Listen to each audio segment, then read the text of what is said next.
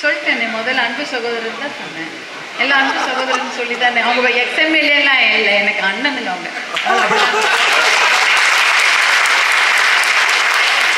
அமர்ந்திருக்கும் என்னுடைய அன்பு சகோதரர்கள் எஸ்பி வெங்கடேஸ்வரன்,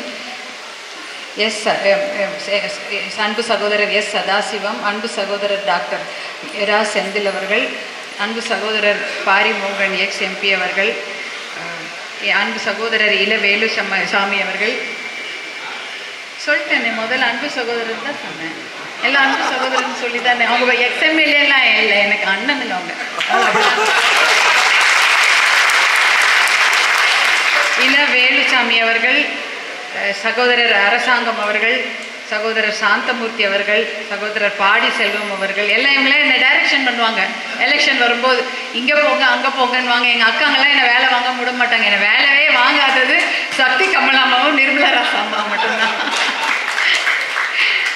அன்பு சகோதரர் பா சண்முகம் அவர்கள், அன்பு சகோதரர் முருகசாமி அவர்கள், அன்பு சகோதரர் செந்தில் அவர்கள், எங்கள் அன்பு சகோதரர் நம்பிராஜன் அவர்கள்.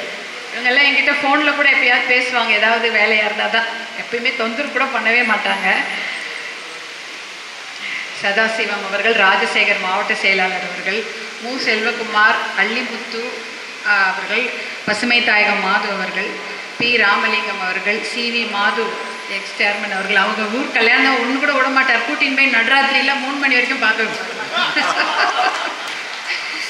மகேஸ்வரி பெரியசாமி ஒன்றிய சேர்மன் அவர்கள், கவிதா ராமகிருஷ்ணன் ஒன்றிய சேர்மன், சுதா கிருஷ்ணன் அவர்கள் எக்ஸ் சேர்மன், பிரகாஷ் ஊராட்சி தலைவர், ராமகிருஷ்ணன் மாவட்ட செயலாளர், சேட்டு ஊராட்சி தலைவர் மாவட்ட செயலாளர், ஓகேஸ் அவர்கள், வாசு நாயுடு அவர்கள், பாலகிருஷ்ணன் அவர்கள், KS சரவணன் அவர்கள், அன்பு பஜாஜ், கடமடை கிருஷ்ணன், இமயவர்மன் அவர்கள் இங்கே காணும். ஓகே சிவகுமார் அவர்கள், சங்கர் அவர்கள், முத்துசாமி, சின்னசாமி, ஒன்றிய செயலாளர்கள், ஒன்றிய தலைவர்கள். என்ன விட்டுட்டேன்னா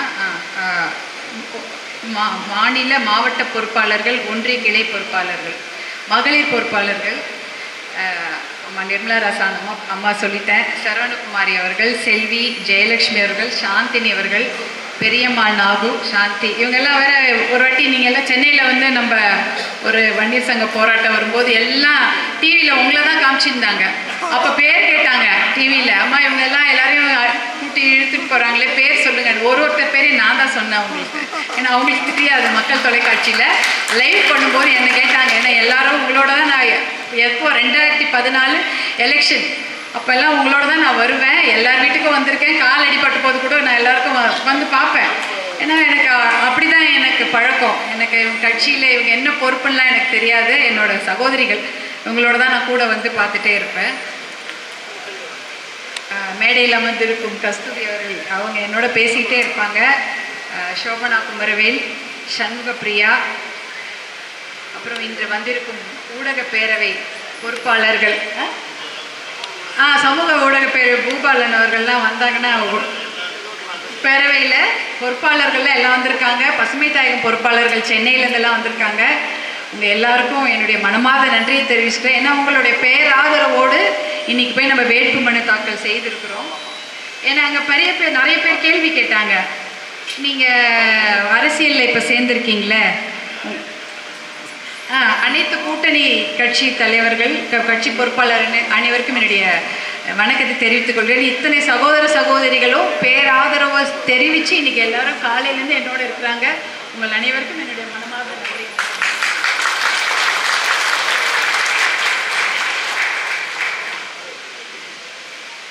இந்த நேரத்தில் என்னுடைய முன்னோர்களையும், என்னுடைய பெற்றோர்களையும், என்னுடைய கல்வித்தாய், என்னுடைய மாமியார் சரஸ்வதி அம்மா அவர்களையும் நன்றியுடன் நினைத்துக் கொள்கின்றேன். காலையில் ஊடகத்தில் வந்து என்ன கேள்வி கேட்டாங்க. நீங்கள் என்ன திடீர்னு தேர்தலில் சேர்ந்துருக்கீங்களே, தேர்தலில் சந்திக்கிறதுக்கு உங்களுக்கு எப்படி இருக்குது அப்படின்னு கேட்டாங்க. அது நான் சொல்ல வரேன்னா, நான் பிறந்ததுலேருந்தே தேர்தலில் பார்த்துருக்குறேன். எங்கள் தாத்தா நிற்கும் போதெல்லாம் எனக்கு அவ்வளோவா ஞாபகம் இருக்காது, சின்ன குழந்தையாக இருந்திருப்பேன். ஆனால் எங்கள் வீட்டுக்கு அப்போ முதலமைச்சர்கள்லாம் வருவதை நான் பார்த்திருக்கிறேன். அப்போ இருக்கிற முதலமைச்சர்கள்லாம் எங்கள் தாத்தா வீட்டுக்கு வருவாங்க, நாங்கள் அங்கே இருப்பேன். அது எனக்கு நல்லா தெரியும். அதே போல் என்னுடைய தந்தையார் எல்லா தேர்தல், சின்ன வயசுலேருந்து அவர் தேர்தலில் தான் இருந்திருக்கிறாரு. அது எப்படி நடக்கும், எவ்வளோ டென்ஷன் இருக்கும் எல்லாமே எனக்கு தெரியும். அப்படி போவாங்க, வரத்துக்கே மாதக்கணக்காகிடும். அதையும் நான் பார்த்திருக்கிறேன். எங்கள் மருத்துவர் ஐயா வந்து நாங்கள் கல்யாணம் ஆகி போனதுலேருந்து தேர்தல் தான் 91. அவன் மருத்துவர் ஐயா வந்து தேர்தலில் நிற்க மாட்டாங்க. ஆனால் ஏன்னா அவருடைய சபதம் அப்படி. ஆனால் ஒரு வேட்பாளரும் அவர் தான். அவ்வளோ அதுக்காக அவ்வளோ பெரிய உழைப்பை போடுவாங்க. அவர் போடுகின்ற அத்தனை வேட்பாளரும் அவராகவே தான் அவர் நினைத்து அங்கே வேலை பண்ணி கொண்டிருப்பார். எந்நேரமும் தொலைபேசியில் தான் இருப்பார். எதையாவது பேப்பர் படிச்சுக்கிட்டே இருப்பார். அதனால் தேர்தல் என்றால் எனக்கு புதிதே அல்ல. என்னுடைய கணவர் தேர்தல் நிற்கும்பொழுதும் நான் பார்த்துருக்குறேன். அப்போ தான் 2014. அதுக்கு முன்னால் தருமபுரிக்கு ஏதோ திருமணங்கள் அது மாதிரி ஒரு சில நிகழ்ச்சிகள் வந்து போவேன். 2014 தேர்தலில் இங்கேயே வீடு எடுத்து இங்கேயே நான் தங்கி, நான் போகாத தெருக்களோ ஊரோ எதுவுமே கிடையாது. இரவு 10 மணி வரைக்கும் கூட அந்த ஈஸ்டர்லாம் மேலே விழும் இல்லை. நம்ம போய் மேடை பேசிகிட்டு இருக்கும்போது ஈஸ்டர் மேடெல்லாம் அப்போ எனக்கு வந்து ஸ்டார் கேம்பெயினிங் இதெல்லாம் கொடுக்கல, மைக் இல்லாமல் தான் கொடுத்துருந்தாங்க. அது ஆமாம், என்னை இங்கே தங்கிட்டதுனால மைக் இல்லாமல் தான் சொல்லணும். அதனால் அதுக்கு ஒரு சின்ன கூட்டமாக தான் போடுவாங்க. ஆனால் அதுலேயே அவ்வளோ பேர் வருவாங்க. அந்த ஈசெல்லாம் விழும். அப்படியும் நாங்கள் எல்லாரும் போய் தேர்தல் பரப்புரை பண்ணுவோம், ஒரு இரவானா கூட. அந்த மாதிரி என்னால் தேர்தல் என்பது எனக்கு புதுசில்லை. இன்றைக்கி நான் புதுசாக இன்றைக்கி என் பேர் இன்றைக்கி அதில் இருக்குது. அந்த பேர் இல்லைன்னா கூட அதே உழைப்பும் அதே உறுதியோடு தான் நான் அப்பயும் தேர்தல் பரப்புரை செய்திருக்கிறேன். நாங்கள் போகும்போது காமிப்பாங்க, அந்த இடத்துல தண்ணி இருக்குது ஆனால் எங்களால் குடிக்க முடியலன்னு அப்படியே ரத்த கண்ணீராக வரும். நான் இன்றைக்கி வேட்பாளர் ஆகிட்ட அப்புறம் அதை பற்றி நான் பேச வரல. அன்றைக்கே அதை பற்றி நான் பேசுவேன், அதை பற்றி நான் சொல்லுவேன் எல்லாருக்கிட்டேயும். என்னுடைய தம்பியும் தேர்தல் இருக்கிறாங்க. எல்லாருமே அதாவது தேர்தல் என்பது புதுசு இல்லைன்னு தான் இங்கே வந்துட்டு போயிருந்தார் எங்களுடைய சகோதரர். அவர் மருத்துவர் அன்புமணி அவர்களுடைய சகோதரர் தன்ராஜனன் அவர்கள். அவர் முன்னாள் நாடாளுமன்ற உறுப்பினர். அந்த தேர்தலும் நாங்கள் பார்த்துருக்குறோம். எல்லாமே தேர்தலை நாங்கள் பார்க்காதது கிடையாது. அதே போல் அதனால் இது இன்றைக்கும் அதே கடின உழைப்பை கொடுக்க நான் தயாராக இருக்கிறேன். அந்த வெற்றி மாங்கனை கொண்டு போய் ஐயா காலடியில் வைக்கணும். அந்த உழைப்புக்கு நான் இன்னிலிருந்து தயாராக இருக்கிறேன். எப்பயுமே செய்வேன். உங்களுடைய ஆதரவு தான் எனக்கு வேணும். உங்களுடைய கைடன்ஸ். நீங்கள் எல்லாம் சொல்லுவீங்கல்ல, இங்கே போகலாம் அங்கே போகலாம், அது எப்பயும் போல் நீங்கள் சொல்லணும். எங்கள் அக்காங்க வேலை வாங்காமல் விட்டுற மாட்டாங்க. அது ஹிந்திக்காரங்க நிறைய இருக்காங்க, ஹிந்தியில் பேசணுவாங்க. அந்த இடத்துல போய் நான் ஹிந்தியில் தான் பேசுவேன். அவங்கக்கிட்ட ஹிந்தியில் போய் பேசுக்கா, நல்லா இருக்கும், நீ பேசுமா அப்படின்வாங்க. அதில் ஹிந்திலெல்லாம் பேச சொல்லுவாங்க. அதே போல் ஏன் தருமபுரியை தேர்ந்தெடுத்தீங்கன்னு என்னை கேட்டாங்க. ஏனென்றால் நான் முன்னாடி சொன்ன மாதிரி தான், தருமபுரியில் நான் எல்லா ஊருக்கும் போயிருக்கிறேன். நகரமாக இருக்கட்டும், கிராமமாக இருக்கட்டும், எல்லா ஊருக்கும் போயிருக்கேன். அங்கே என்ன கஷ்டம்னு எனக்கு தெரியும். மலை உச்சியில் உட்காந்துருப்பாங்க, ஒரு ரேஷன் கடை கேட்பாங்க, இல்லை கரண்ட் கேட்பாங்க. ரொம்ப தூரத்தில் இருப்பாங்க, அவங்களுக்கு வந்து ஒரு பிஎஸ்என்எல் டவர் இருக்காது. நம்மளாம் சாதாரணமாக ஃபோன் எடுத்து அதில் வந்து உடனே வாட்ஸ்அப், இன்ஸ்டா எல்லாம் போகிறோம். ஆனால் சில இடத்துல ஃபோன் பேசுறதுக்கு கூட டவர் இருக்காது. அதுக்கு கேட்டுருவாங்க. நான் என்னுடைய நாடாளுமன்ற உறுப்பினராக இருந்த மருத்துவர் அன்புமணிக்கிட்ட சொல்லுவேன், ஏங்க அந்த பிஎஸ்என்எல் டவர் கேட்டாங்களே அந்த ஊருக்கு வாங்கி கொடுத்துட்டீங்களா அப்படின்னு. இல்லை 4 லெட்டர் போட்டிருக்கேன், 5வது லெட்டரில் தான் வரும் போல இருக்குது அப்படிங்குவார். அந்த மாதிரி நிறைய விஷயங்களை நான் ஃபாலோ பண்ணுவேன், எனக்கு ஞாபகம் இருக்கும். அதே போல் சில இடத்துல போகும்போது அந்த குறும்பர் இனம் அவர்கள் இடத்துல போய் வாக்கு சேகரிக்கும். அவங்க சொன்னாங்க, எங்களுக்கு வந்து அதை வந்து எஸ்டியாக மாற்றி கொடுக்கணும்னு. நான் இன்னி வரைக்கும் கேட்பேன், மாற்றிட்டீங்களான்னு. இல்லை, நானும் மருத்துவர் செந்தில் அவர்களும் எத்தனையோ முறை அவங்கள நாங்கள் டெல்லிக்கு கூட்டிகிட்டு போயிருக்கிறோம் அப்படின்னு அவங்க சொல்லுவாங்க. அதனால் ஒரு பிரச்சனையும் எனக்கு தருமபுரியில் என்ன இருக்குன்னு எனக்கு தெரியும். ஏன்னா நான் போகும்போது அதையெல்லாம் நான் உண்மையாக தான் கேட்பேன். ஏதோ வெறும் ஓட்டுக்காக, மாம்பழத்துக்காக ஓட்டு கேட்டுட்டு மட்டும் நான் வரமாட்டேன். அந்த பிரச்சனைகளை மனதில் வைத்து கொண்டு அதை பற்றி என்ன ஆகிவிடுது, அது நிலை என்னன்றதை கேட்டு தெரிந்து கொள்ளணும். தருமபுரி என்பது நான் என் சொந்த ஊருக்கு கூட, நான் பிறந்த ஊருக்கு கூட இத்தனை தடவை போயிருக்க மாட்டேன். இப்போ சமயத்துக்கு 10-15 நாட்கள் முன்பு சென்னை பல்கலைக்கழகத்தில் ஒரு பெரிய கான்ஃபரன்ஸ், இன்டர்நேஷ்னல் கான்ஃபரன்ஸ் நடந்தது. அங்கே வந்து பேசும்போது கூட நான் சொன்னேன், என்னுடைய வீடு அது என்னோடய செகண்ட் ஹோம் மாதிரி தருமபுரி அப்படின்னு சொல்லிட்டு நான் ஆங்கிலத்திலையும் சொன்னேன், தமிழ்லையும் பேசினாங்க இன்டர்நேஷ்னல் கான்ஃபரன்ஸில். அந்த மாதிரி தான் என்னுடைய வீடாக தான் நான் தருமபுரி நினைக்கிறேன். இந்த வீட்டு மகளாக தான் நான் நினைக்கிறேன். அந்த உரிமையில தான் நானும் இங்கே வந்து நின்றுருக்கிறேன். அப்புறம் எல்லாரும் கேட்டாங்க, உங்களுடைய குறிக்கோள் என்ன அப்படின்னாங்க. அவங்க கேட்கவே இல்லை, அதுக்கு முன்னாடி நானே சொல்லிட்டேன் என்ன என்னோட குறிக்கோள் சொல்லிட்டு.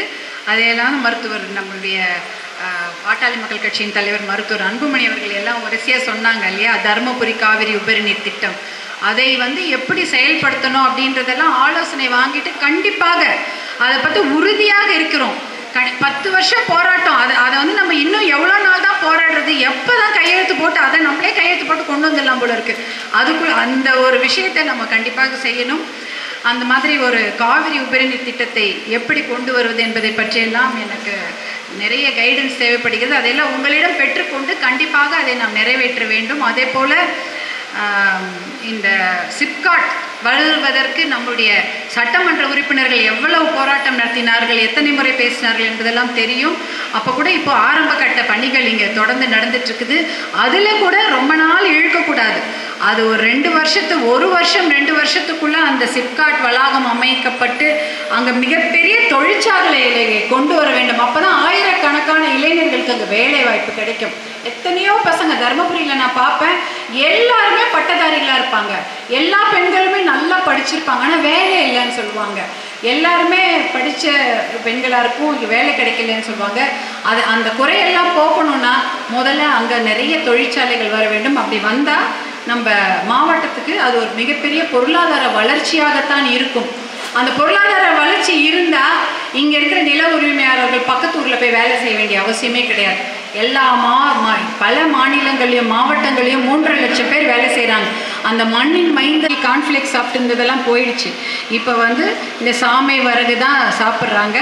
அதையெல்லாம் எப்படி வணிகம் செய்ய வேண்டும் என்று பற்றியெல்லாம் நிறைய திட்டங்கள் இருக்கிறது. அதையெல்லாம் செயல்படுத்த வேண்டும். அதே போல் மொரப்பூர் அந்த ரயில்வே திட்டம் கிட்டத்தட்ட 2வது உலகப்போர் முடிஞ்சு அது போன ரயில்வே அந்த பணிகள் இன்னும் நடக்கவே இல்லை. ஆனால் அதற்காக நாடாளுமன்ற உறுப்பினர்களாக இருந்த மருத்துவர் அன்புமணி அவர்களும் மருத்துவர் செந்தில் அவர்களும் எத்தனையோ முறை அங்கே புதுடெல்லியில் அதிகாரிகளை சந்தித்து அமைச்சர்களை எத்தனையோ அமைச்சரை பார்த்து இவர் ஒரு வாட்டி சொன்னார், நீங்கள் மட்டும் இந்த திட்டத்தை கொண்டு வரல, இதுக்கு நிதி ஒதுக்கீடு இந்த ரயில்வே பட்ஜெட்டில் செய்யலைன்னா உங்கள் வீட்டிலே தான் நான் உட்காந்துருவேன் அப்படின்னு சொன்னாராம் அவர் ரயில்வே மந்திரி கிட்ட. அன்றைய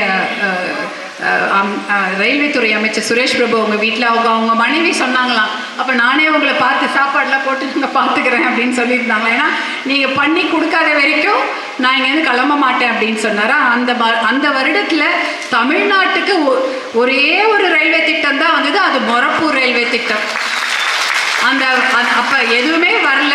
அப்போ ஒரே ரயில்வே திட்டம் மொரப்பூர் ரயில்வே திட்டம். அது நிதி ஒதுக்கீடும் செய்யப்பட்டு மத்திய அமைச்சரே ஹெலிகாப்டர்லேயே அதை தொடங்கி வச்சாங்க. அது ஏதோ கொஞ்சம் பொறுமையாக நடந்துட்டு இருக்குது.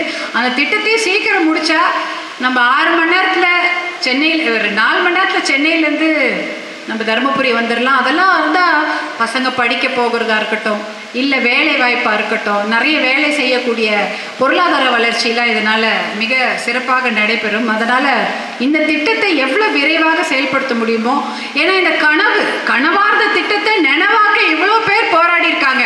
அதை முடித்து நல்லபடியாக நிறைவடைய செய்வதற்காவது நாம் வரணும். நாம் வெற்றி பெற்றாதான் அந்த நிறைவடையும். அதையெல்லாம் நம்ம செய்யணும். அதே போல் நிலுவையில் உள்ள நீர்ப்பாசன திட்டங்கள், அதுக்கெல்லாம் 20 கோடி 50 கோடியிலலாம் நீர்ப்பாசன திட்டங்கள்லாம் கொண்டு வர முடியும் அப்படின்னு இன்றைக்கி நான் எனக்கு முன்னாடி தெரியும், இதெல்லாம் சொல்லியிருக்காங்க. ஏன்னா இதுக்கு அதிகமாகவே செலவாகாது அப்படின்னு நான் கேள்விப்பட்டிருக்கேன். கொஞ்சம் இருந்தால் கூட ஒரு சில ஊர் பயன்பெற்றுவிடும். நல்லா சிறப்பாக இருக்கும். என்னுடைய வாக்குறுதி என்னென்னா, இதுதான் முதன்மை. தருமபுரி, அரூர், பெண்ணாகரம், பாப்பிரெட்டிப்பட்டி, பாலக்கோடு, மேட்டூர், இந்த இத்தனை வாய்ப்புக்கு என்ன வழிவகை இருக்கோ அதையெல்லாம் செய்வேன் என்பதை நான் உறுதி கூறுகிறேன். இதற்காக கடுமையாக உழைக்க நான் தயாராக இருக்கிறேன். நான் எப்பயுமே தனியாக ரேஸில் ஓடி ஜெயிக்கணும்னு நினைக்கவே மாட்டேன், எனக்கு மட்டும்தான் அப்படின்னு. நான் டீம் ஒர்க்கில் ரொம்ப அதிகமாக நம்பிக்கை வைத்திருக்கிறேன். அதில் எல்லாரோடையும் சேர்ந்து மொத்த பேரும் ஒன்றா சேர்ந்து தான் ஃபஸ்ட்டு ரேஸில் முன்னாடி வந்தால் தான் அதுதான் முக்கியமான வெற்றி. நம்ம தனியாக ஓடி ஜெயிக்கிறது பெரிய வெற்றி இல்லை. எல்லாரோடையும் சேர்ந்து ஒத்துழைத்து ஓடி எல்லாரையும் முன்னுக்கு கொண்டு வரணும், அதுதான் உண்மையான வெற்றி நான் நம்புகிறேன். ஏன்னா நான் பசுமை தாயகத்தில் எனக்கு அப்படி தான் ட்ரைனிங். நாங்கள் மக்கள் தொலைக்காட்சியில் நாங்கள் பண்ணும்பொழுது ஒரு டீம் ஒர்க் தான் நாங்கள் கொடுத்து செய்வோம். அதனால் ஒரு டீம் எஃபர்ட்டாக உங்களுடைய பேர் ஆதரவோடு இந்த இந்த நாடாளுமன்ற தேர்தலை எதிர்கொள்கின்றோம். உங்களுடைய ஆதரவு கண்டிப்பாக வேணும். என்னுடைய கடின உழைப்பு கண்டிப்பாக இருக்கும். நான் கொடுக்கக்கூடிய வாக்குறுதிக்கு நான் மட்டுமல்ல, உங்களுடைய கைடன்ஸ் எனக்கு ரொம்ப தேவை. நம்ம மருத்துவர் ஐயாவுடைய எப்பயுமே அவர் ஒரு வாக்குறுதி கொடுத்தாருன்னா அதை அவர் கண்டிப்பாக அதை நிறைவேற்றுவார். அதனால் அந்த பயம் எனக்குள்ளே இருக்குது. அதை வாக்குறுதிகளை நான் நிறைவேற்றுவேன். மருத்துவர் அன்புமணி அவர்களோட துணையை இருக்கிறாங்க. அவங்க எனக்கு எல்லாமே இதெல்லாம் ஏற்கனவே எனக்கு தெரிஞ்ச விஷயங்களை நான் எப்படி முடிக்க வேண்டும், இவர்கள் ஆரம்பித்த இந்த மேடையில் இருக்கிறவங்க அத்தனை பேர் எல்லா அளவுக்கும் செஞ்சுருக்காங்க. அதை நம்ம நிறைவேற்றி கொடுக்கணுன்றது தான் என்னுடைய வாக்குறுதியாக நான் சொல்கிறேன். அதனால் தருமபுரி நாடாளுமன்ற தொகுதியில் வேட்பாளராக போட்டியிடும் எனக்கு நீங்கள் அனைவரும் பேராதரவு அளித்து மாம்பழம் சின்னத்தில் வாக்களித்து என்னை வெற்றி பெற செய்யுமாறு அன்போடு கேட்டுக்கொள்கின்றேன்.